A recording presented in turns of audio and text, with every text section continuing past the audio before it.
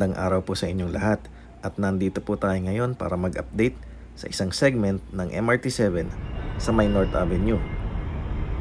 Napakaganda na pong tingnan at halos kumpleto nang maitayo ang mga support columns ng MRT7. Meron na lang konting iba pa na tinatapos lalo na dito sa may bandang unahan, malapit dyan sa itinayong isang building, parte ng Unified Grand Central Station. Yung may pagka-brown na building sa gitna. Kung makikita nyo sa may pagitan ng ginagawang MRT7 at sa may kaliwa, yung MRT3 na bumabaybay sa kahabaan ng EDSA. Isa pa din po ito sa mga proyekto ng Build projects ni Pangulong Duterte na malaki po ang maitutulong sa trapiko, lalo na dito sa bandang Quezon City papunta ng all the way to San Jose del Monte, Bulacan. Galing po sa North Avenue dito, ito po ay didiretso at papailalim ito sa isang tunnel at hanggang dyan po sa may Quezon Memorial Circle at tatago sa kabila at babaybayin ang Commonwealth.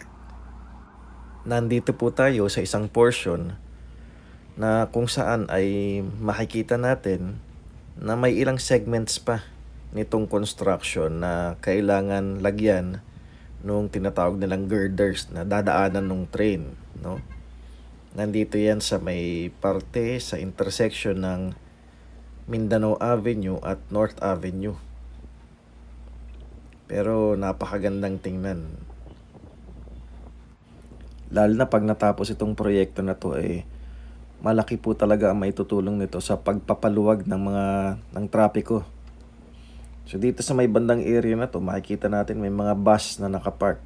Siguro ito yung mga tinatawag na P2P or point-to-point buses, no?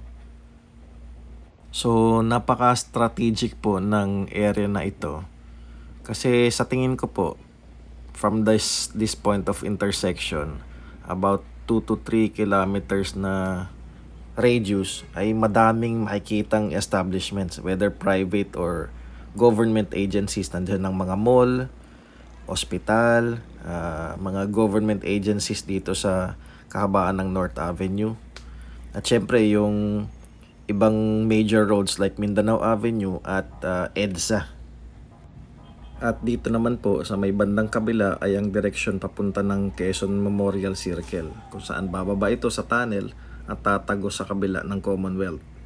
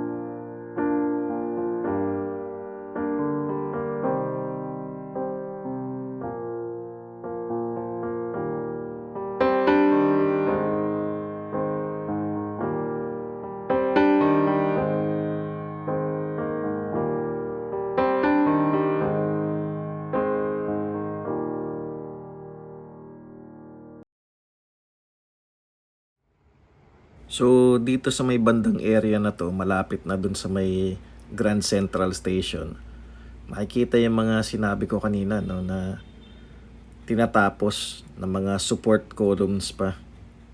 So mukhang kailangan pa din i-connect ito siguro ng mga girders sa taas.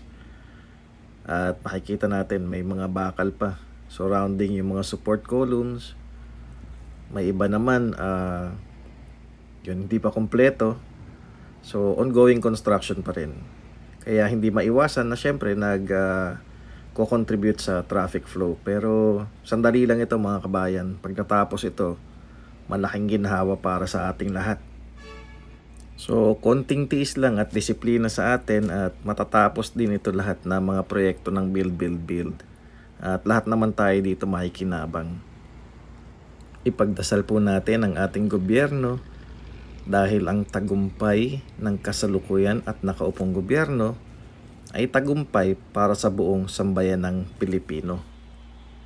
Maraming salamat po sa panonood and God bless always.